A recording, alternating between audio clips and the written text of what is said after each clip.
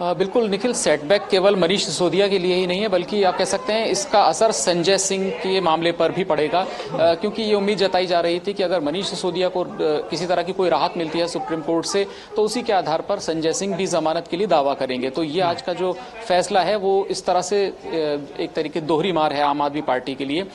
Supreme court ने साफ किया है कि 338 करोड़ रुपए का लेन देन हुआ है। हालांकि ड्रेल क्या है ये अभी भी इन्वेस्टिगेटिंग एजेंसीज इस पर जांच कर रही हैं, किसके पास ये पैसा पहुंचा, लेकिन पैसा कहीं ना कहीं जनरेट हुआ, ये बात सुप्रीम कोर्ट ने इस बात पर टिप्पणी की है।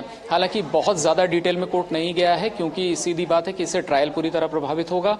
और कोर्ट ने, क्योंकि मामला बहुत गंभीर है और इस तरह के ऑफेंसेस जो हैं उनमें लगातार ईडी का ये कहना था कि जहां पर पैसे का लेन देन होता है, हवाला के जरिए पैसे लिए दिए जाते हैं, वहां पर ट्रेल स्टैब्लिश करने के लिए उसको समय चाहिए कि आखिर में पैसा किसके पास पहुंचा है। तो पार्टी के लिए एक और मुसीबत की जो बात थी वो निखिल, सुनवाई के समय ईडी ने ये कहा था, जब कोर्ट ने ये पूछा था कि अगर बेनिफिशियरी पॉलिटिकल पार्टी है तो उसको क्यों आरोपी नहीं बनाया गया है। इस पर ईडी कह चुकी है कि वो इस बात की संभावनाओं को तलाश रही है कि क्या पॉलिटिकल पार्टी को, आम आदमी पार्टी को भी इस मामले में आरोपी बनाया जा सकता है। तो अब अगला कदम क्या होगा ईडी का, ये देखना होगा। जमानत याचिका रद्द होने के बाद तो भारी नुकसान है पार्टी को। और जहां तक छवि की बात है तो उस पर तो असर पड़ा ही है। आपने अभी नाम गिनाए पूर्व मंत्री, उसमें से पूर्व मंत्रियों के, जिनमें सत्येंद्र जैन इस समय केवल जमानत पर हैं, वो भी उनको हेल्थ ग्राउंड पर जमानत मिली क्योंकि उनको कॉम्प्लिकेशंस थे।